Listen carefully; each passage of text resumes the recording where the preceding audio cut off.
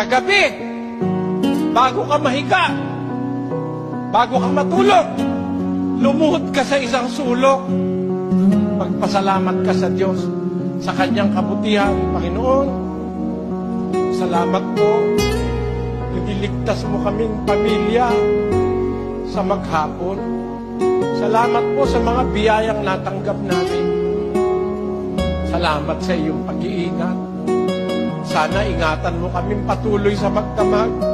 Alalahanin mo ang aking asawa at mga anak. Sana po, iligtas mo sila sa mabibigat na karamdaman. Sana'y makapagpatuloy kami ng aming pagsunod sa kalooban mo hanggang sa katapusan.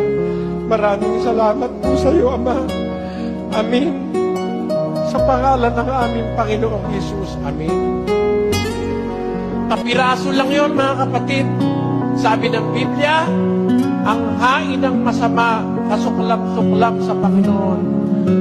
Ngunit ang dalangin ng matuwid ay kanyang kaluguran.